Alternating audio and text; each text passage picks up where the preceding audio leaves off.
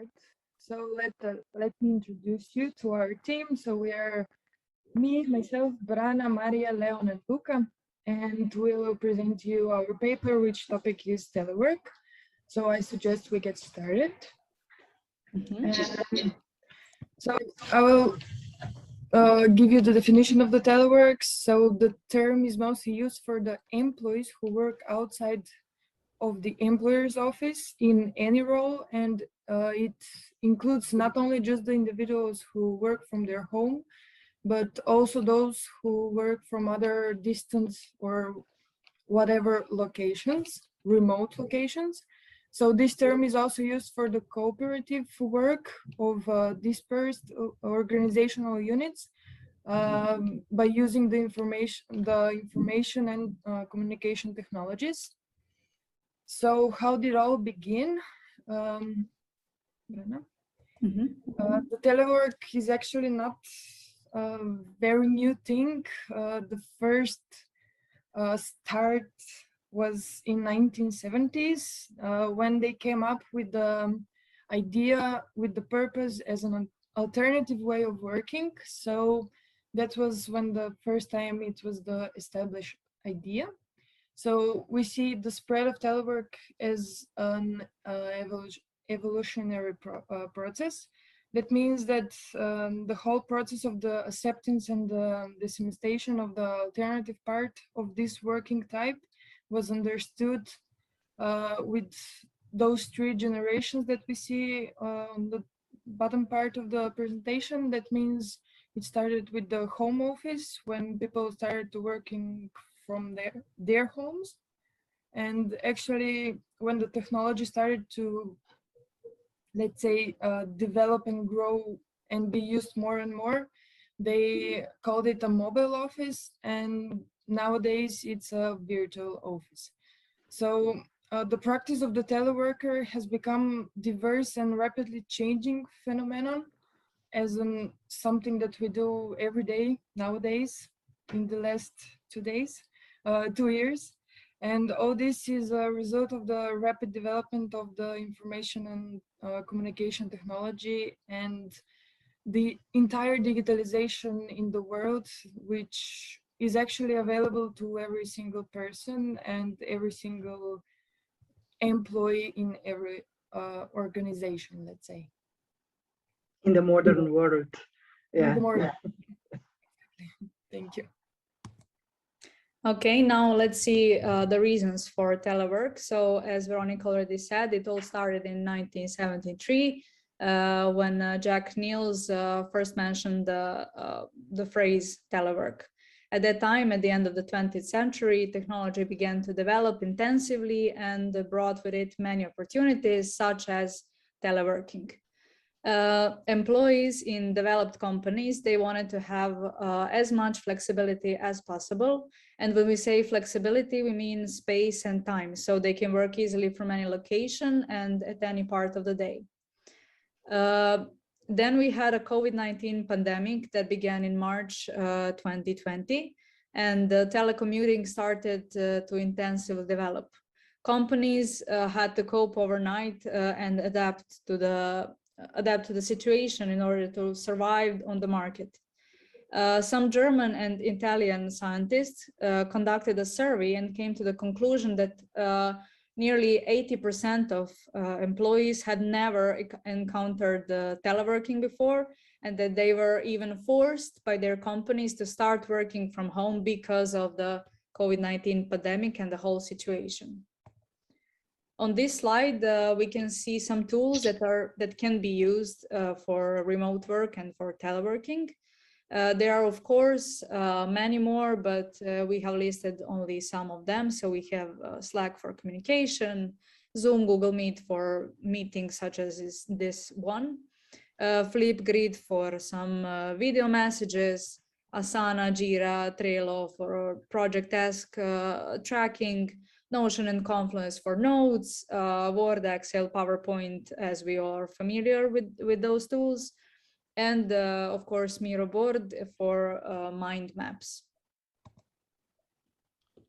As my colleague has mentioned before, with the pandemic, many people had to start work from home for the first time. With that came many advantages and disadvantages for them. We have analyzed some advantages and disadvantages for the employees. Main advantages are lowering the risk of contracting and spreading the disease, saving commuting time, also greater flexibility regarding the food and breaks that we can take during our work. The bigger disadvantages were missing colleagues, missing getting out of the home, and poor physical work conditions in the home offices, since not everyone has great capabilities at home. We also analyzed the employer side of things. Main advantages for the employer are a reduced risk of road accidents because of reduced travel, also saving in office space and associated costs, increased attractiveness of the company, high productivity, reduction of staff turnover, and positive influence on the image of the company. Some disadvantages for the employer are expenses for training and creating new methods of work and communications. Employees also lost commitment and identification with the culture and values of the company.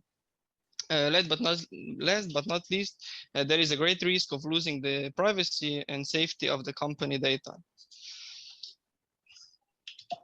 Mm-hmm. So now we are going to talk about telework related risks and diseases. So the health problems and their risks for appearing associated with telework can be grouped into 4 categories, and there are also 2 sides of the story, like physical and psychological risk factors. Now we can go on the next slide. And the first one is musculoskeletal problems like static and restrictive posture, repetitive movements and extreme positions of the forearms and the wrists. Then we have isolation and depression, where this way of working causes a lack of social and work relations between the workers, especially when we talk about those who work in the office. Stress and overwork, as we can see, are closely related to the problems that arise and are associated with cardiovascular diseases, diabetes, and poor mental health, which is reflected in depression again. And the 4th one is other health problems that include metabolic, cardiovascular, and digestive disorders. Then we have the resources available to teleworkers are not the same as those that are available to employees in the office. So there are some tips on how to create a healthy workplace. First one is workplace design and ergonomics at the home. So we have adjusting the office desk, office chair, monitor, mouse, a keyboard, document stand, as well as the other accessories that are designed. And the second thing that we can do is another type of adaptation, namely the adaptation of the working environment at home. And it must be arranged. And that means adjusting the appropriate lighting, air, and the temperature to the optimal level, reducing the background noise. And for the last, we have European companies. In today's world, they deal with dangers and diseases related to telework by enabling remote work. So this means that establishing preventive measures related to risk management in the field of health problems and safety are a must, so we can say.